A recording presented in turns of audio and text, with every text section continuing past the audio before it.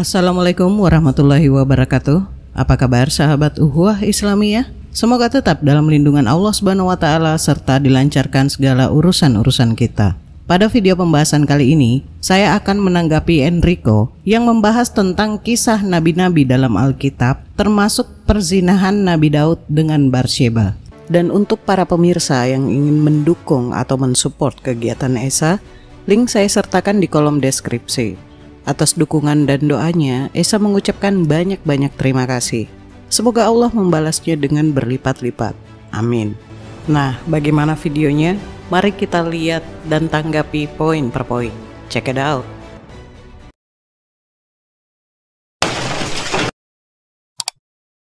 Mengenai kisah Batsyeba, kisah Daud dan Batsyeba yang berzina. Gimana mungkin atau bagaimana mungkin Nabi itu berzina? Tapi sebelum kita jauh ke situ, kita pahami dulu teman-teman, bahwa umat Kristen dan umat Islam itu memiliki pandangan yang berbeda terhadap Nabi. Umat Islam selalu percaya bahwa Nabi adalah orang yang mulia, orang yang penuh dengan karamah, orang yang penuh dengan privilege dari Allah, orang yang jauh dari dosa-dosa. Sehingga ketika menemukan kisah-kisah di dalam Alkitab seperti ada Nabi yang berzina, ada Nabi yang merupakan anak haram, ada Nabi yang berzina dengan anaknya sendiri, ada Nabi yang takut dengan Firaun, ada Nabi yang mati di atas kayu salib, ada yang Nabi ditarik kuda. Jelas nggak masuk akal buat mereka. Kisah dari Nabi Daud itu bukan kisah rekayasa, bukan kisah fiktif, bukan kisah buat-buatan dari orang Kristen atau orang Yahudi, tapi itu adalah kisah sejarah yang lebih kredibel ketimbang kisah-kisah yang ada di dalam sumber-sumber lain. Contohnya Al-Quran. Kita bandingkan saja Alkitab dan Al-Quran. Dua-duanya punya kisah yang sama, yaitu kisah Daud. Kalau ditanya, aku sendiri lebih percaya yang mana? Meskipun aku orang Kristen, dan jika aku bukan orang Kristen, aku akan bilang bahwa aku lebih percaya Alkitab. Kenapa? Karena Alkitab itu lebih dulu ada ketimbang Al-Quran. Dan ini dikonfirmasi oleh Al-Quran di dalam surah Ali Imran ayat 3. Dikatakan begini, Nazala alaikal kitaba bil haqqi musaddiqan lima bayna yadayhi wa anzala Taurah wal Injil. Dia menurunkan kitab Al-Quran kepada Muhammad yang mengandung kebenaran, membenarkan kitab-kitab sebelumnya dan menurunkan Taurat dan Injil. Jadi Alkitab lebih dulu ada ketimbang Al-Quran. Jadi kalau mau bilang aku lebih percaya mana? Jelas aku lebih percaya dengan kitab yang lebih dekat dengan peristiwanya. Teman-teman bayangkan aja, kalian hidup di tahun 2023. Kemudian 300-400 tahun kemudian ada orang Indonesia yang menuliskan tentang kisah hidup kalian. Kalian hidup di mana, apa yang kalian lakukan, peristiwa apa yang perlu di-highlight oleh mereka. Dan dituliskan di dalam bahasa Indonesia. Jaraknya 300-400 tahun kemudian. Itu yang sumber pertama. Sedangkan ada orang yang 1600-1700 tahun kemudian setelah tahun 2023 menuliskan kisah tentang kalian yang berbeda dengan sumber sebelumnya. Dia menuliskan kisah yang jelas berbeda dan orang ini adalah orang Thailand. Orang Thailand dan juga dituliskan di dalam bahasa Thailand. Kalau nanti ada peneliti yang ingin meneliti kehidupan teman-teman, jelas mereka akan memilih yang ini gara-gara lebih dekat dengan peristiwa aslinya. Hal yang sama juga terjadi dalam Alkitab dan Al-Quran. Dua-dua sama memuat kisah Daud. Tetapi orang yang punya akademis yang tinggi, orang yang punya pikiran yang oke, pasti dia akan milih yang ini. Gara-gara apa? Gara-gara ini lebih dekat dengan peristiwa yang asli. Nah, dalam iman Kristen kita selalu percaya bahwa Alkitab itu menuliskan secara jujur apa yang terjadi. Jadi kalau Daud berbuat dosa, dicatat. Kalau misalkan Salomo buat dosa, dicatat. Sulaiman buat dosa, dicatat. Ibrahim buat dosa, dicatat. Lot buat dosa, dicatat. Bukan supaya kita ikut kesalahannya, tetapi supaya kita bisa menghindar dari kesalahan-kesalahan yang terjadi yang dilakukan oleh nabi-nabi. Dan di dalam Alkitab Tuhan tidak semerta-merta ketika nabi bikin dosa dibenarkan. No. Tuhan memandang semua hal tersebut adalah hal yang jahat. Setelah melihat kurang lebihnya video Dik Enrico, kita cukup senyumin saja. Kenapa saya berkata seperti itu? Sepertinya Dik Enrico ini harus lebih giat lagi dalam memahami sesuatu, termasuk kitab dalam keyakinannya sendiri. Baik, mari kita ulas. Ketika berbicara tentang Nabi dalam perspektif Islam dan Kristen, apakah ada perbedaan dalam pandangan terhadap makna Nabi atau tidak? Setidaknya kita perlu mengetahuinya dulu. Dalam pandangan Kristen, Nabi adalah pemberita firman Tuhan yang diterimanya. Nabi itu juru bicara Tuhan di bumi ini. Fungsi jabatan ini mirip seperti juru bicara presiden. Segala keinginan dan kehendak Tuhan diutarakan melalui nabi. Tuhan pasti menguatkan perkataan para nabi dengan mukjizat atau hal-hal yang pasti terjadi sesuai perkataan nabi tersebut. Karena nabi itu juru bicara Tuhan kepada orang-orang berdosa. Nabi tidak diberi kuasa lebih selain memberitakan berita firman Tuhan. Jika seorang nabi terlalu berani mengatakan atau bertindak melebihi atau menambahi atau mengurangi apa yang disampaikan oleh Tuhan kepadanya, maka dia berdosa. Nah, sedangkan dalam pandangan Islam, nabi adalah seorang yang diberi wahyu oleh Allah untuk melanjutkan syariat yang diemban oleh rasul sebelumnya. Berbeda dengan rasul yang membawa risalah atau syariat baru. Nah, kita mengetahui bahwa para nabi tersebut atau utusan Tuhan ini memiliki keutamaan atau kelebihan dibandingkan manusia pada umumnya. Apa itu? Para nabi dan rasul memiliki fisik yang lebih baik dari manusia biasa. Allah anugerahkan mereka akhlak yang mulia, memiliki nasab atau silsilah keturunan yang baik atau dari anak-anak keluarga yang dipandang di masyarakatnya. Para nabi dan rasul adalah orang-orang yang cerdas, kesabaran mereka tidak tertandingi. Para nabi menerima wahyu, terjaga dari dosa, apalagi sampai berbuat syirik. Doa para nabi, doa yang mustajab, bermukjizat, dan lain sebagainya. Nah, setelah mengetahui perspektif nabi dalam pandangan agama samawi tersebut dan keutamaan atau kelebihan yang diberikan kepada para nabi atau para utusan Tuhan ini, selanjutnya kita akan melihat sudut pandang dari Enrico atau umat-umat Kristen lainnya mengenai para utusan Tuhan ini. Dalam kitab yang mereka yakini, kita akan menemukan kisah-kisah tentang para nabi yang membuat kita terkejut, yang dimana para nabi tersebut tidak sesuai dengan peran dan fungsinya sebagai utusan Tuhan atau manusia pilihan Tuhan. Contoh, Nabi Ibrahim memiliki gundik. Nah, ini ada di Kejadian 25 ayat 5-6. Dan sampai-sampai mereka berpikir bahwa Ismail adalah anak tidak sah alias anak haram.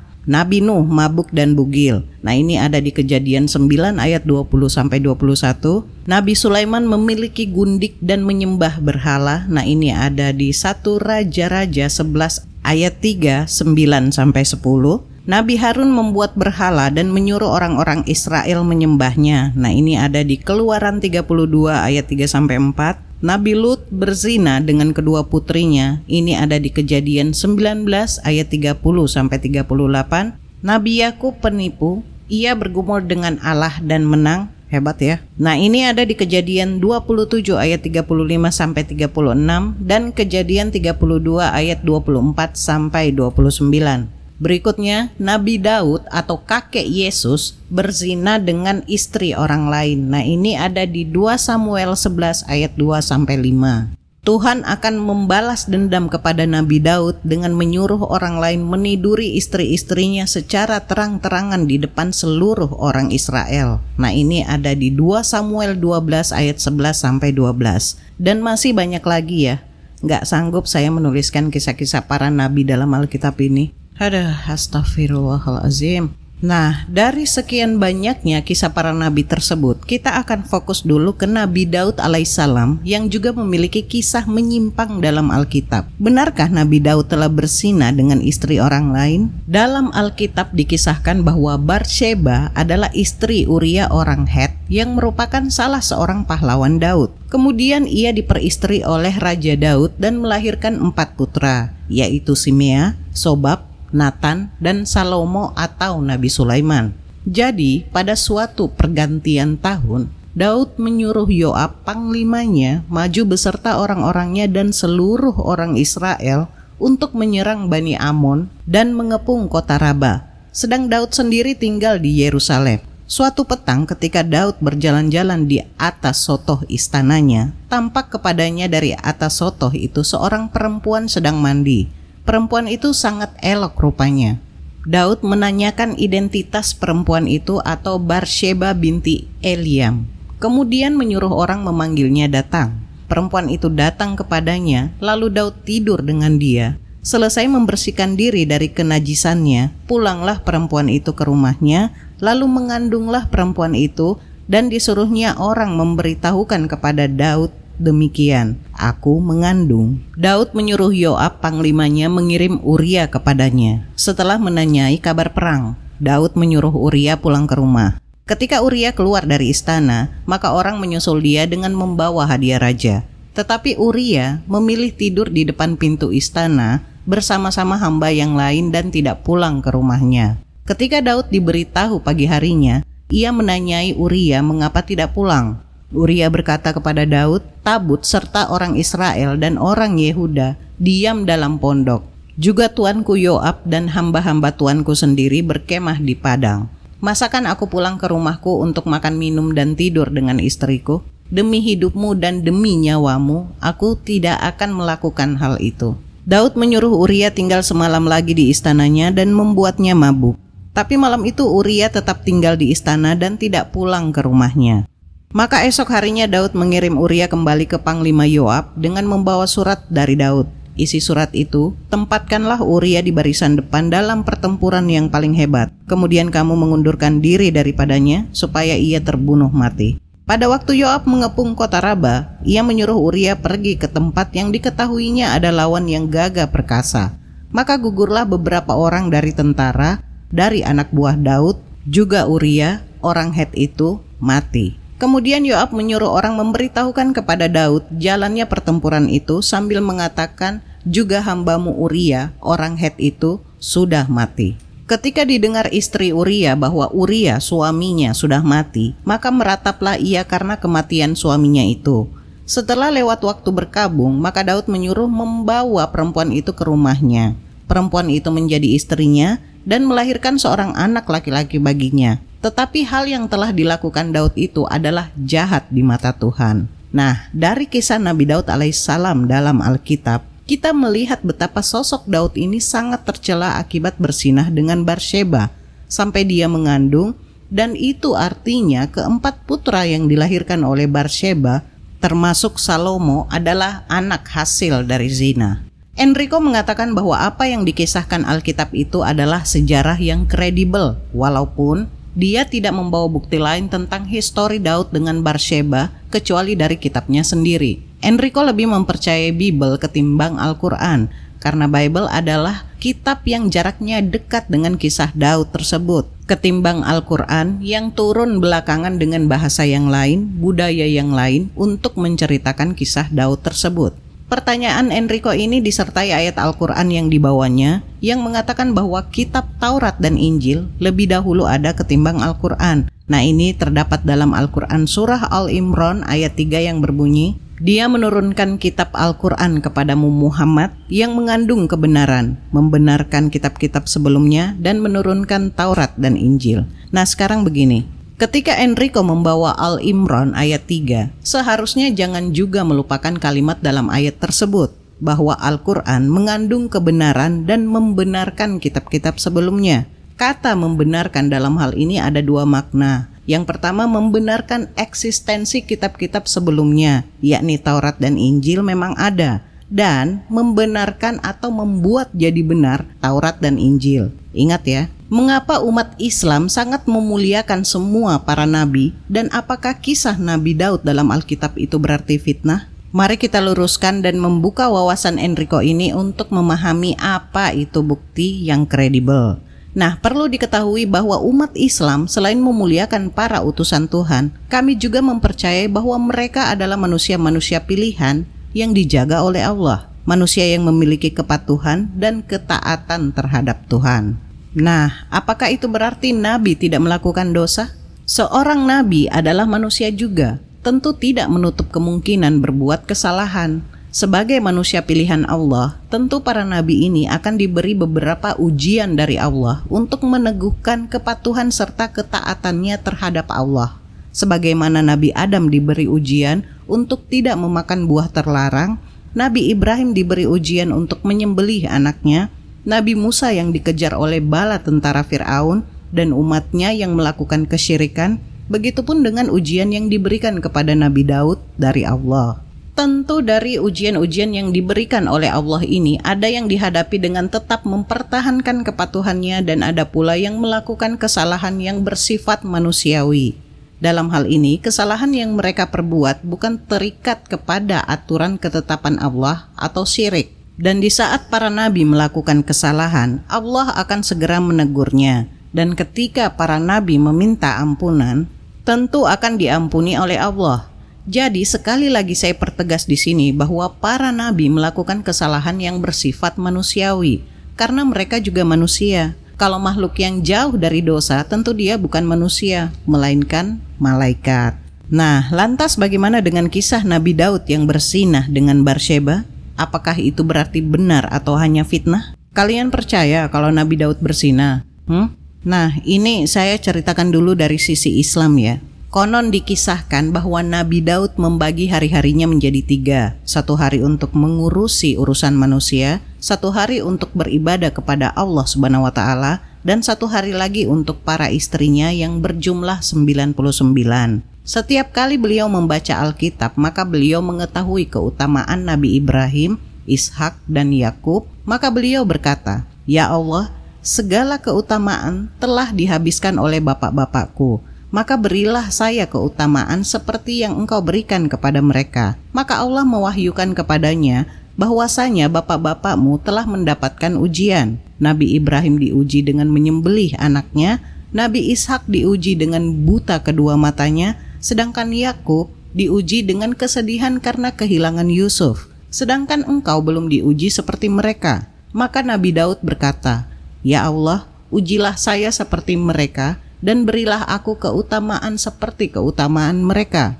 Lalu Allah mewahyukan bahwa engkau akan diuji, maka bersiap-siaplah. Selepas kejadian tersebut, datanglah setan kepadanya dalam bentuk burung merpati yang terbuat dari emas, lalu hinggap di kaki Nabi Daud saat beliau sedang sholat. Maka beliau menjulurkan tangan untuk meraihnya, burung tersebut menjauh.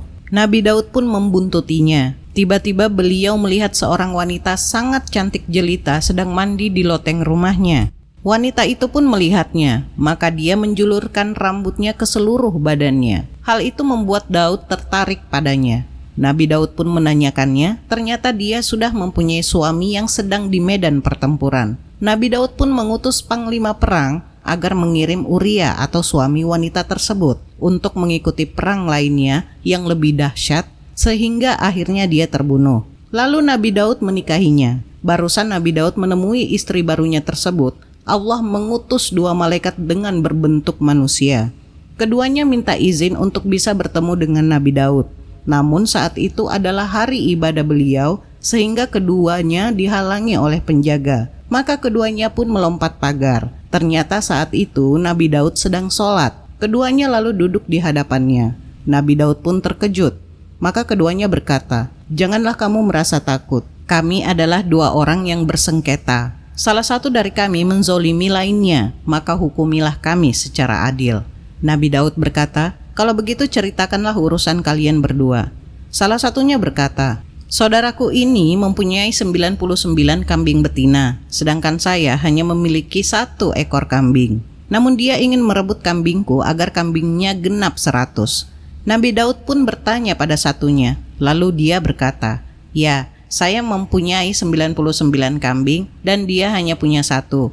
Namun saya ingin merebutnya agar kambingku genap 100. Nabi Daud bertanya, "Apakah saudaramu itu rela menyerahkannya?" Dia menjawab, "Tidak, dia tidak rela." Maka Daud berkata, "Kalau begitu kami tidak akan membiarkanmu melakukannya. Jika engkau terus merebutnya, maka kami akan menghukummu." Tiba-tiba salah satu dari keduanya berkata, "Wahai Daud, engkau lebih layak untuk dihukum. Engkau mempunyai 99 istri, sedangkan Uria hanya memiliki 1 istri. Engkau kirim dia untuk berperang agar dia terbunuh, lalu kamu bisa menikah dengan istrinya." Saat itu Nabi Daud baru sadar bahwa dia telah berbuat salah. Segeralah dia tersungkur sujud sambil menangis. Dia menangis selama 40 hari tidak pernah bangkit kecuali untuk kebutuhan mendesak, sehingga tanah yang terkena tetesan air matanya sampai tumbuh rumput. Maka Allah mewahyukan kepadanya, "Wahai Daud, berdirilah, aku telah mengampuni dosamu." Maka Nabi Daud berkata, "Ya Allah, saya mengetahui bahwa engkau telah mengampuniku. Namun jika nanti pada hari kiamat Uria datang menenteng kepalanya yang berlumuran darah, lalu dia berkata, 'Ya Allah, tanyalah Daud, kenapa dia membunuhku?' Maka Allah berfirman, 'Jika demikian, maka aku akan memanggil Uria dan akan aku pinta keikhlasannya untukmu, yang dengannya akan aku balas dengan surga. Niscaya dia akan merelakannya untukmu.' Daud berkata, sekarang saya benar-benar tahu bahwa Engkau telah mengampuniku.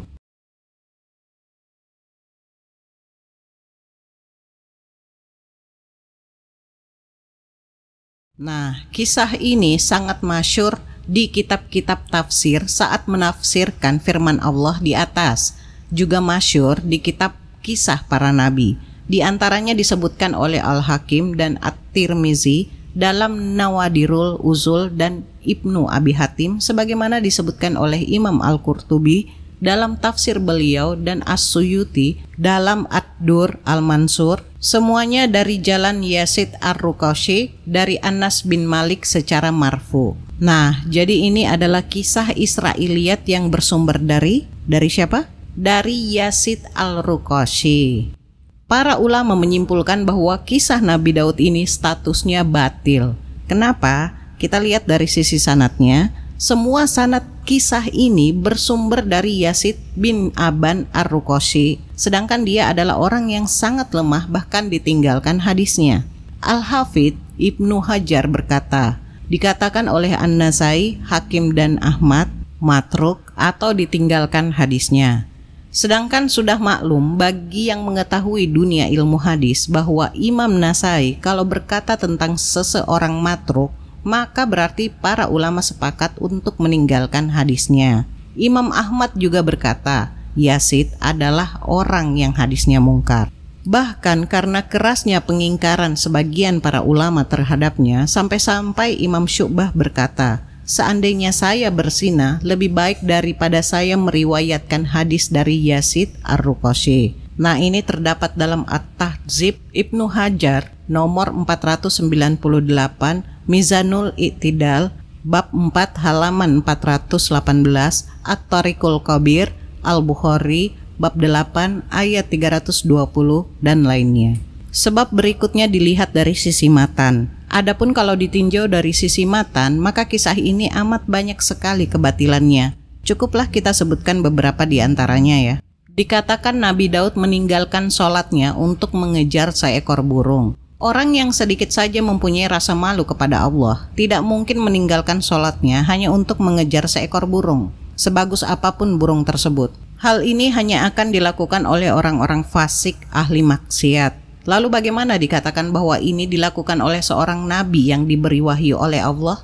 Dikisahkan bahwa karena Nabi Daud kepincut dengan istri salah seorang pasukannya, dan beliau berusaha agar suami wanita tersebut terbunuh, demi Allah dan sekali lagi demi Allah, bahwa ini hanya dilakukan oleh orang-orang licik yang hanya mementingkan nafsu pribadinya yang penuh angkara murka tanpa memperhatikan perasaan dan hak orang lain, serta tidak peduli dengan perbuatan zalim pada selainnya. Apakah perbuatan keji ini akan dilakukan oleh seorang nabi?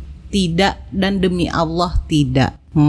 Imam Ibnu Hasim dengan sangat tegas membongkar kepalsuan kisah ini dalam kitab beliau Al-Fisol bab 4 halaman 41. Di antara yang beliau katakan adalah, demi Allah, semua orang pasti tidak ingin mencintai istri tetangganya dan berencana membunuh suaminya agar bisa menikahi istrinya tersebut dan meninggalkan sholat karena melihat burung. Semua ini adalah perbuatan orang-orang bodoh lagi ngawur, serta perbuatan orang fasik, bukan orang yang baik lagi bertakwa. Lantas bagaimana dengan seorang Rasul yang mendapatkan wahyu kitab? Allah membersihkan beliau untuk terlintas dalam benaknya hasrat keji ini, apalagi sampai melakukannya. Oleh karena itu para ulama sepakat atas kelemahan dan kebatilan kisah ini. Imam Ibnu Hasim dalam Al-Fisol berkata, ini adalah sebuah khurafat yang ditelorkan oleh orang-orang Yahudi. Imam Ibnul Arabi Al-Maliki berkata, adapun ucapan mereka bahwa tak kala wanita ini membuat tertarik Nabi Daud, maka beliau memerintahkan suaminya berperang sehingga terbunuh di jalan Allah. Maka ini dipastikan kebatilannya, karena Nabi Daud tidak mungkin menumpahkan darahnya hanya untuk kesenangan dirinya saja. Sebagaimana dinukil oleh Al-Qurtubi dalam tafsir beliau, bab 15 halaman 176. Al-Qazin dalam tafsir Lubabut Takwil bab 6 halaman 49 berkata, bab penyucian Nabi Daud dari kisah tidak layak yang disandarkan kepadanya. Ketahuilah bahwa seseorang yang dikhususkan oleh Allah untuk menjadi nabinya dan dimuliakan untuk menjadi seorang rasul dan diberi amanat untuk mengemban wahyu, sama sekali tidak pantas untuk disandarkan kepadanya. Sebuah kisah yang seandainya disandarkan kepada orang biasa pun, maka dia akan mengingkari hal itu. Lalu bagaimana dengan seorang nabi? Al-Hafidz Ibnu Katsir, para ulama tafsir menyebutkan sebuah kisah yang kebanyakan terambil dari Israiliyat yang tidak sahih dari Rasulullah Shallallahu Alaihi Wasallam yang wajib untuk diikuti. Namun hanya diriwayatkan oleh Ibnu Abi Hatim. Sanadnya tidak sahih karena dari jalan Yazid Ar-Ruqashi dari Anas. Dan Yazid ini meskipun seorang yang soleh, namun hadisnya lemah menurut para ulama.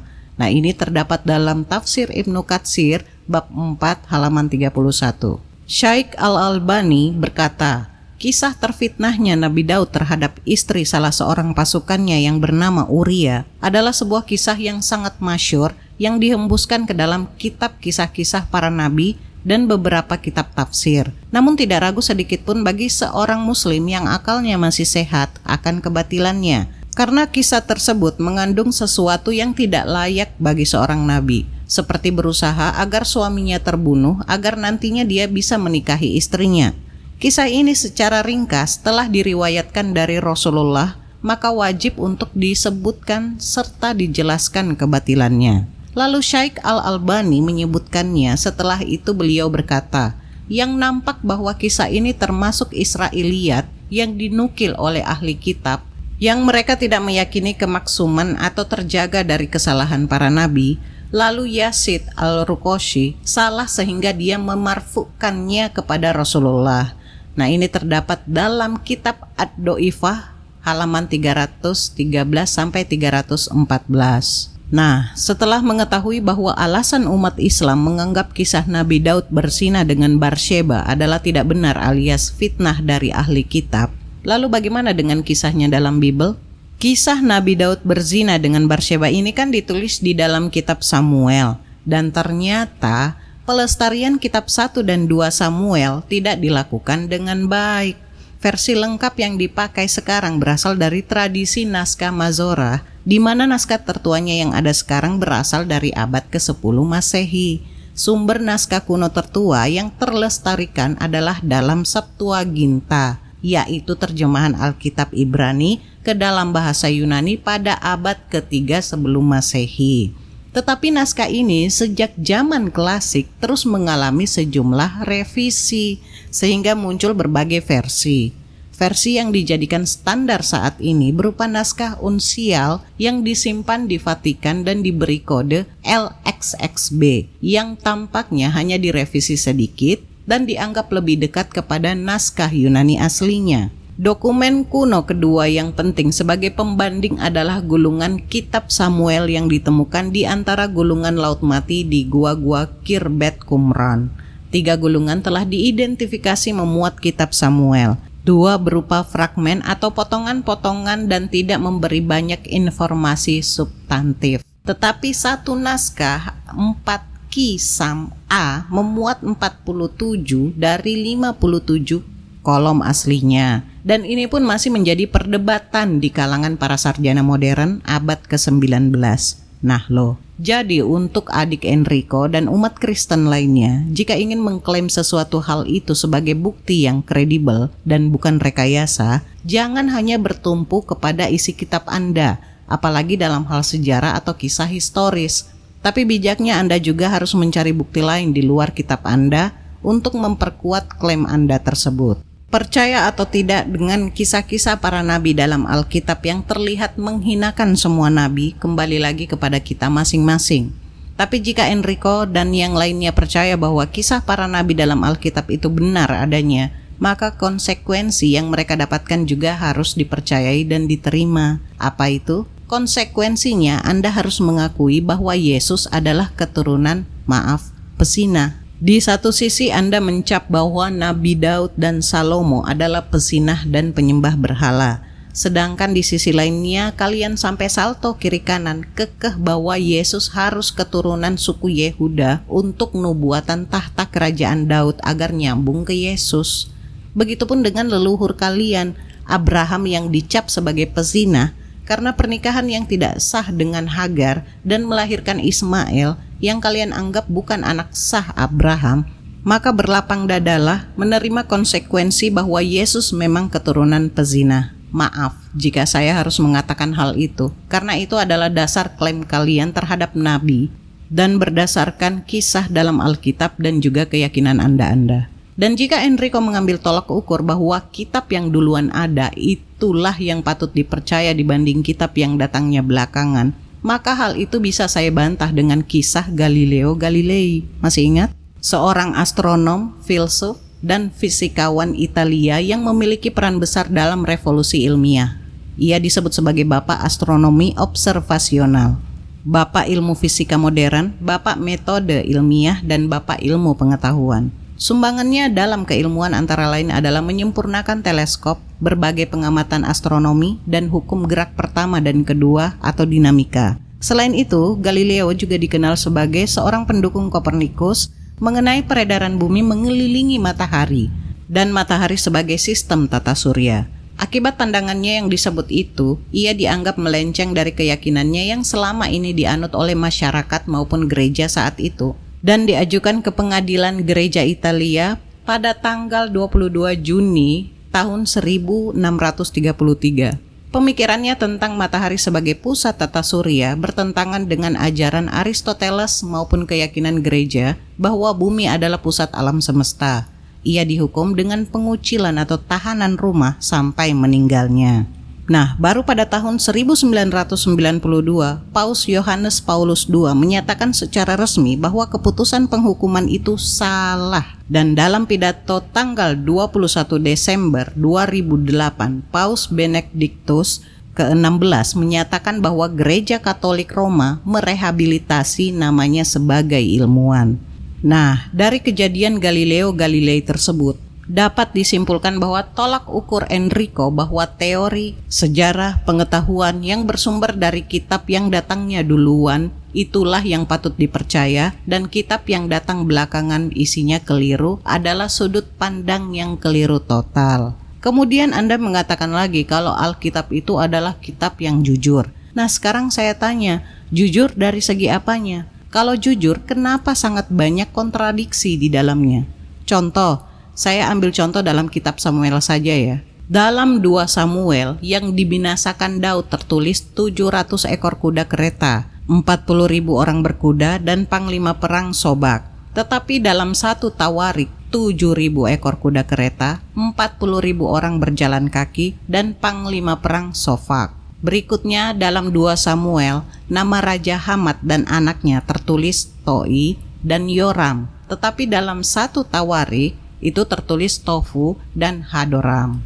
Berikutnya dalam 2 Samuel, nama pahlawan yang mengiringi Daud tertulis Josek Basjebet anak Tahkemoni, kepala segala penghulu, dan menikam 800 orang. Tetapi dalam 1 Tawarik, Yasobam anak Hahmoni, kepala orang 30, dan menikam 300 orang. Berikutnya dalam 2 Samuel yang mengajak Daud melawan Israel tertulis Tuhan, tetapi dalam 1 Tawarik tertulis setan. Begitu yang Anda katakan Alkitab adalah kitab yang jujur. Jujur kontradiksinya maksudnya. Saya bisa menghajar dengan ratusan bukti kontradiksi Bible jika masih belum puas. Saran terbaik bagi Enrico, belajarlah dengan baik soal anakronisme sejarah dalam Bible, sehingga saat kamu membuat konten tidak ditertawakan karena hanya pamer kebebalan. Silahkan pemirsa yang menilai sendiri ya. Saya rasa cukup ya. Dan nasihat untuk kali ini adalah, gaya bicara orang kafir itu biasanya sangat meyakinkan, tapi syarat dengan kebohongan. Ini bagaikan HP yang di stealth mode pesawat tetapi tidak bisa terbang. Akhirul kalam, semoga ada hikmah dan pembelajaran yang bisa kita petik. Kurang lebihnya mohon dimaafkan. Akhir kata, Maha benar Allah dengan segala firman-Nya. Allahumma salli ala Sayyidina Muhammad. Wassalamualaikum warahmatullahi wabarakatuh.